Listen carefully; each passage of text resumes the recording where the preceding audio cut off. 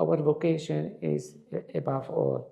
This is the principle. You stayed as a model. Yeah. You did not run away. No. This has nothing to do with the conclave. Yes, nothing to No do. influence. No influence. No impact on us. Taking such a huge decision that saying that I'm ready to renounce even my patriarchate. Pope Leo XIV said that let us talk, let us sit together, let us negotiate, you know. Be careful to choose your collaborators. How was your experience in the conclave, before the conclave? You were taking the path of Leo XIV, even in a head, calling for unity. So no wonder, with your experience, the Chaldean Synod elected you as in 2013 as a patriarch of the Chaldean Church, and maybe these experiences might have inspired them. Yeah. Well, we met here in Rome, and 2 days it was difficult. The votes were, divided, and the third day I was chosen by majority. Then I was, crying.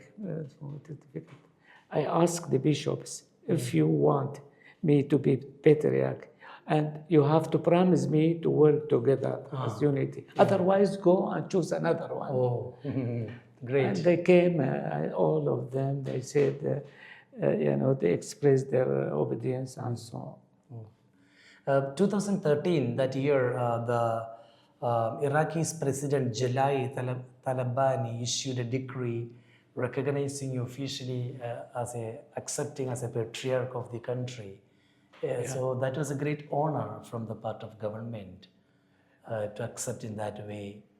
Yeah. That was the tradition. Tradition. Since the Abbasid time, always the patriarch has a decree as a head of the church. 2014, you led a wave of contamination for Sunni Islamist people there was persecution of the Christians. And it looks to me that, you have taken a strong stand, against all kind of division in the community and the hatred between religion. You have tried to unite all people. Do you think that your effort has taken fruits? Yeah, sure. Will you share some experience?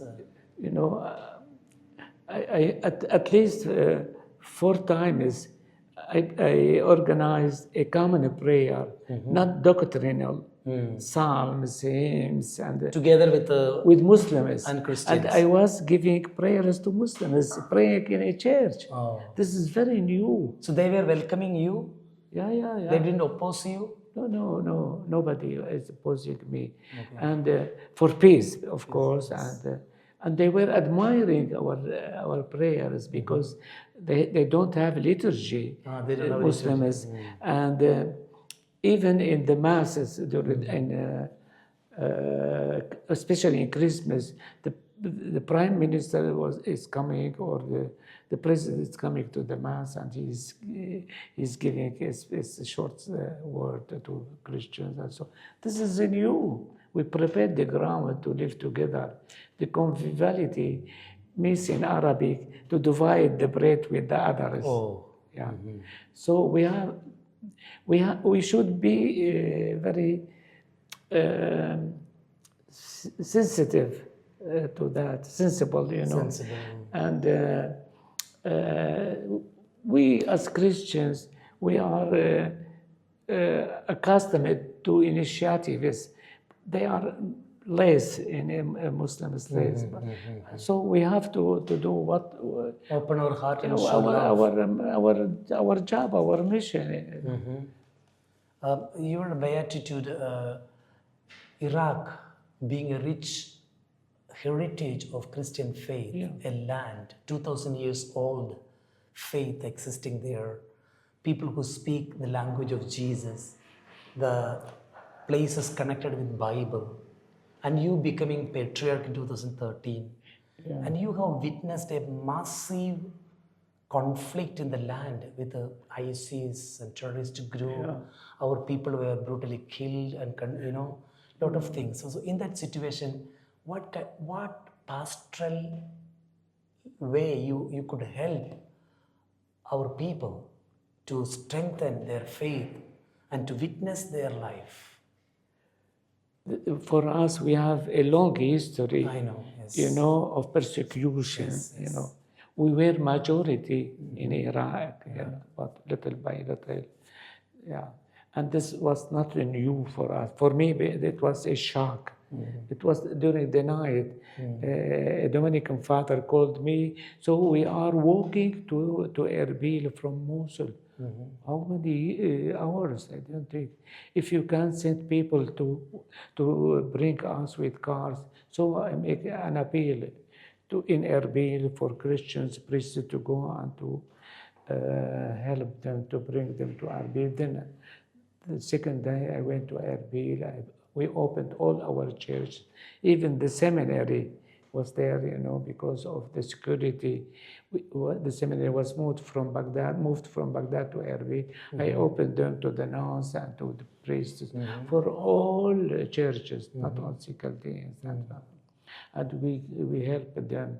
And I gave them a lot of money from our patriarchate because the agency were not yet Helping. Then, little by little, it was very good. How did you face that reality of the pain of the people who suffer? How did you face that? Yeah, this is, we were thinking this is just for a short time, but it lasted, 3 years, more than 3 years. And I went to, Security Council in New York, and I spoke about that. What happened there? What happened to us? To ask, for solidarity and closeness, and which I spoke also with Muslims, and there were good condemnations, good condemnations from them. I think, we have problems. We have, what we call sufferances. Suffering, challenges, difficulties. But we have a mission. We have a vocation. Yes. Because our vocation is above all. Yes. This is the principle. And this is our hope. Is that the reason that some of the priests fled from there during persecution? We cannot, oblige them to stay. This is a personal decision. Yes. But always I am speaking, we have a mission. Because you stayed as a model. You did not run away. No. You did not flee. Yeah. And there were some priests, they left before my patriarchate. I did everything to bring them back. And they came. They came back. 3 of them left our church. It doesn't matter. But many of them came back. Yeah. To encourage people to stay. And also, our faith has also the hope. Hope and faith are very close linked. So, hope is fragile. I know, just a line, but with faith is very strong. Yeah, faith can conquer any difficulty. Evil has no future. In 2015, I remember that you tried to unite the Chaldean church and the other Syrian church. Syrian church, and that was a profound gesture of prophetic mission from you, because renouncing to the extent your own patriarchate, that you were willing to unite all these churches. And I know that Assyrian church did not agree and they elected their own patriarch. But you made every effort to bring unity. Well, I was in contact with the late Patriarch Dinka, who died, and after his death, I issued a letter to the Assyrians. I am ready to resign. Yes. And I will not be a candidate. And also there was another patriarch for a small group, Yes. a Syrian small group. I was asking him to resign also, to break the three churches and to elect a new patriarch. That for is us. when I read that, I was so touched by that. That They refused. They refused. But- they were a little bit afraid because we are majority. majority. Yeah. But from your part, taking such a huge decision, that saying that I'm ready to renounce even my patriarchate. Let us come together, talk together. Like Pope Leo XIV said that, let us talk, let us sit together, let us negotiate. You are taking the path of Leo XIV, even in a head, calling for unity. Our post, our as a patriarch, it is a service. It is not,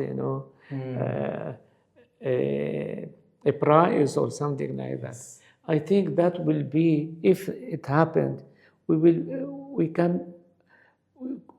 can be an example for other churches. All other churches. I thought about that because Syrian Orthodox, Syrian Catholic, Melkite, Copts, and so on. Small churches divided. This is a scandal. I think, and there is nothing against faith. The problem, we have the same sacraments, the same faith, and the same traditions. The sea is different. We are 2-3 patriarchs. I think you will get all the support from Leo XIV, because his motto is in illo uno unum, that in him. Now it is a little bit late. But still, I think you Let are us hope. hopeful Let that us hope. anything can happen with Jesus, let like us unity. hope. Yeah.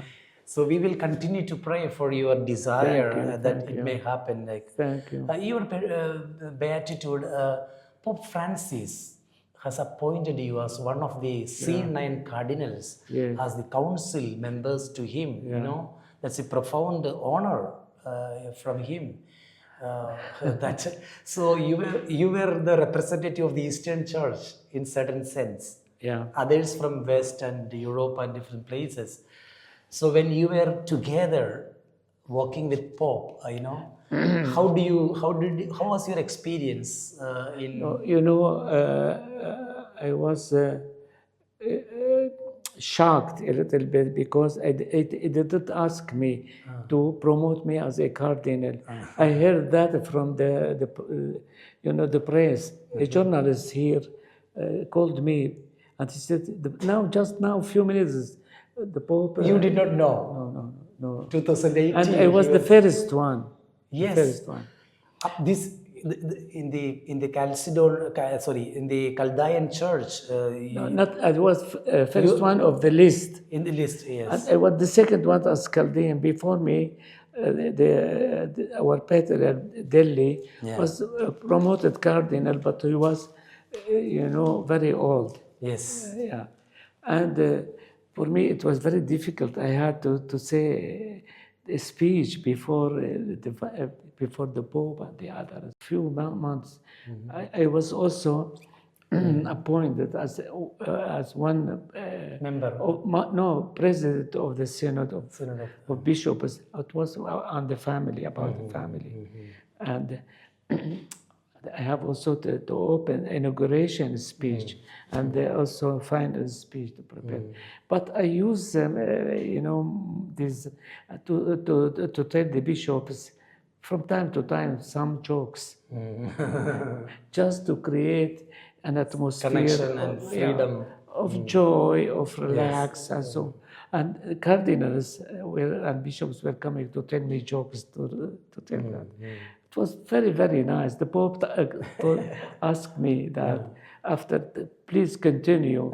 We are very glad. Yes. Yeah. Your beatitude, Patriarch Louis Raphael SAKO was the first Chaldean Catholic patriarch to ever enter into a papal conclave. Yeah. So, your beatitude, how was your experience in the conclave, before the conclave? Because church was going through a confused stage after the sudden death of Pope Francis. It is a unique experience in the world. And also in other churches, they don't have that. Really, very, very profound experience. Before the conclave, we met during 1 week. Sometimes more in the morning and in the evening. The cardinals, electors and no-electors, spoke about it. And we were a little bit prepared. There was no division between us, no tensions, because before that we were speaking or hearing some people are progressists, others are classicals, and so nothing like that. The unity was perfect. Everyone was happy. And during the conclave also there was not campaign of election. And each cardinal, in the presence of God, with his conscience, voted for someone. So you say that there was He knows. there was no absolute influence, nothing human. Nothing. It was guided by the Holy Spirit. Yeah. I remember during the conclave days, many names were announced who are going to be Pope. Even your name was there. So there were many names along with your name that who will be candidates, like a candidates. But when the result came, it was a surprise. That is the beauty of the church, that the Holy Spirit bring surprising choices. This is, the social medias and the press was speaking, but the press has nothing to do with the conclave. Yes, no influence. No influence. No impact on us. I think this conclave and last conclave shows that it has nothing to do with, as you said, social media, but everything to do with God's media. Yeah, I think this is normal when a country like Philippines has a cardinal. They wish that their cardinal will be the Pope in Iraq, in Bulgaria, in Hungary, and so on, in the United States, in Italy, and so on. But during the conclave, no one asked to vote to himself. Yes. And this is very great.